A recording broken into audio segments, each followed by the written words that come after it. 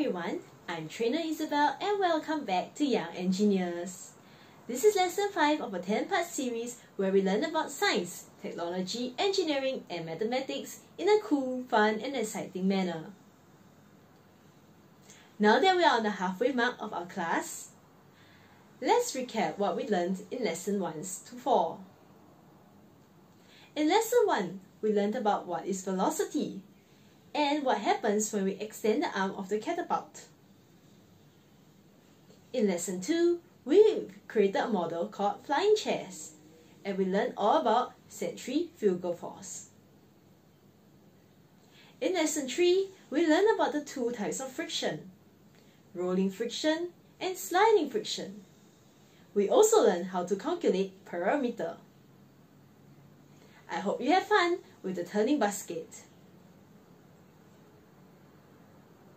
In lesson 4, we did a model called the delivery box, and we learned a bit about gears.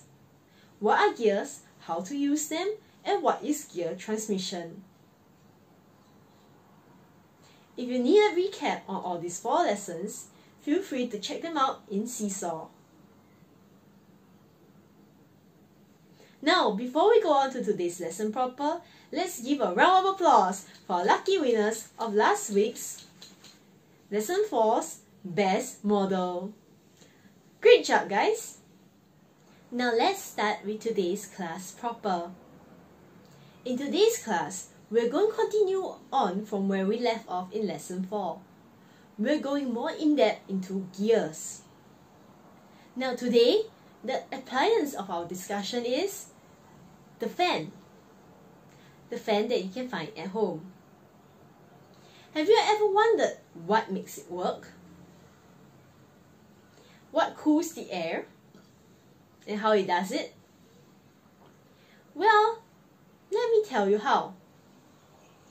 The fan makes use of something called speed of transmission between gears. Now there is a formula to it. The speed of transmission, also known as velocity gear ratio, calculates how fast a gear transmits movement to another gear. Let's take this slide for example. The drive gear has 8 teeth. The driven gear has 24 teeth. Using the velocity gear ratio, drive gear over driven gear, we can calculate that for every 1 rotation that the drive gear makes, 0.33 rotation the driven gear makes. This is also known as speed decreasing transmission. In other words, it slows the machine down. So far so good? Now, let's talk about the opposite. How do you speed increase? To speed increase, we use the same formula, velocity gear ratio, drive gear over driven gear. In this case, the drive gear is now 24 teeth, and the driven gear is 8 teeth. So 24 divided by 8, you get 3. For every full run rotation of the drive gear, the small gear makes 3 rotations. This is called speed increase, as the number of rotations the gear makes have increased. So far so good? Let's move on to understand another type of gear. You have learned what is a drive gear and what is a driven gear. In today's lesson, we're going to touch on something called the idle gear. As you can see in this slide, the red gear is the idle gear. The idle gear has only one purpose, and that is to ensure the 2 major gears in blue moves together in the same direction. Recalling from lesson 4, we mentioned that gears must touch each other to work, and gears travel in the opposite direction of each other. Now, let's say that your machine requires both gears to travel in the same direction to move. To make that happen, we place an idle gear. Let's watch this video to understand more about idle gears. About the idle gears. On this gear train, we have 3 gears. This one here will be my driver gear, and this one will be considered my driven gear. The one in the middle is called a idle gear.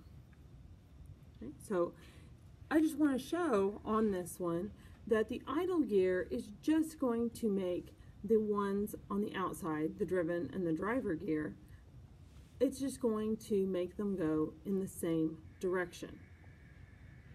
Okay? So they're going a clockwise direction. If I had the 2 gears next to each other, then the driver gear would be going clockwise and the driven gear would be going counterclockwise. But because of the idle gear, it allows it to go the same direction. The idle gear is just there to change that direction, so they're going in the same direction. But as you can tell, the dots moved at the same rate. So that idle gear did not change your gear ratio in any way. Now that we have watched the video regarding idle gears, let's move on to this slide. In this slide, you can see it's called double-sided transmission. Why is that so? Because we want the both major gears, the blue gears, to move together in the same direction. So we're transmitting movement together on 2 sides. Now, quick quiz. Who can tell me what is the direction of the blue gears traveling in? Is it counterclockwise or clockwise? If you answered counterclockwise, you are right. This is because the idle gear is moving in a clockwise direction. Very good. Now, let's move on to today's model proper. Go to Building Sheet and download Slow Fast Fan. Follow the steps to build your fan. The steps in red are enhancements. You do not need to build them if you do not have the time. Once again, before we start building, let's go through our 4 rules.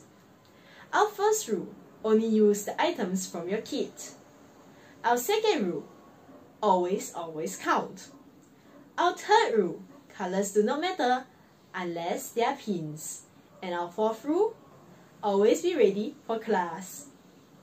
Now that we have revised our rules and you have your building sheet, let's start building. Now that you have completed building your models, turn it on and watch what happens. You'll notice that this fan not just rotates from left to right, right to left, it oscillates, it also rotates the fan blade at a fast and slow pace. Once you've completed your models and played with it, upload a video of your finished model onto Seesaw. We look forward to seeing your models. Once again, we'll be voting for the best model for this lesson. We've come to the end of class. I hope you learned something new about gears and what is speed transmission. See you next time. Bye!